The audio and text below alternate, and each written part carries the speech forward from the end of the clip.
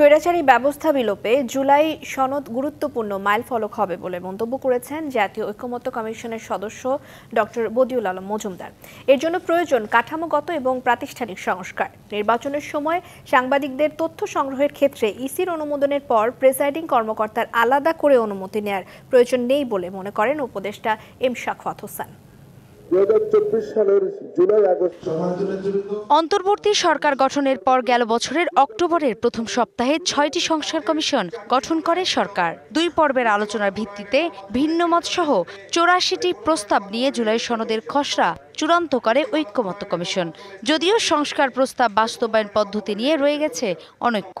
জুলাই সনদ বাস্তবায়ন কি চ্যালেঞ্জের মুখে পড়বে কিনা সেটি কিন্তু আমাদের কাছে বড় একটা। এমন বাস্তবতায় শনিবার বিএফডিসিতে ডিবেট ফর ডেমোক্রেসি আয়োজিত ছায়া সংসদে যোগ দেন জাতীয় ঐকমত্য কমিশনের সদস্য ডক্টর বদিউল আলম মজুমদার। বলেন, জুলাই সনদ বাস্তবায়ন না হলে আবারও ফিরে আসবে স্বৈরশাসন।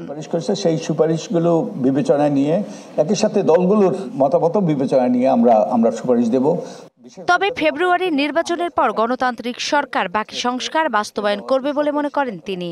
এখন যে সংস্কারগুলো হচ্ছে এবং যেই আমাদের গণভোটের সম্ভাবনা দেখা দিয়েছে, আমি আশা করি যে আমাদের যেই রাজনৈতিক দলগুলো যেই ঐক্যমত্য সৃষ্টি হয়েছে জুলাই জাতীয় সনদ স্বাক্ষর করবে এবং এর ফলে একটা গণভোট হবে।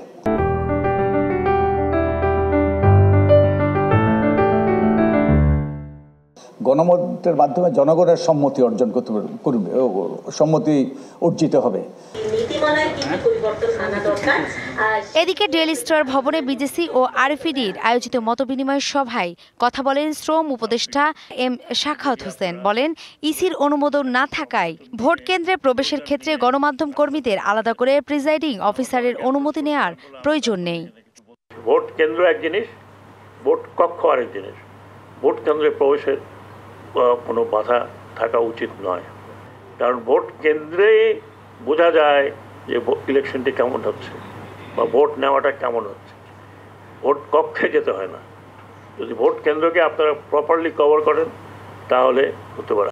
গণমাধ্যমকে স্বাধীনভাবে কাজ করার সুযোগ না দিলে অবাধ ও সুষ্ঠু নির্বাচনের আকাঙ্ক্ষা বাস্তবায়ন সম্ভব নয় বলে মনে করেন এই উপদেষ্টা।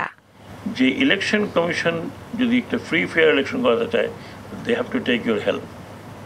নূপুর মাহমুদ, ডিবিসি নিউজ, ঢাকা।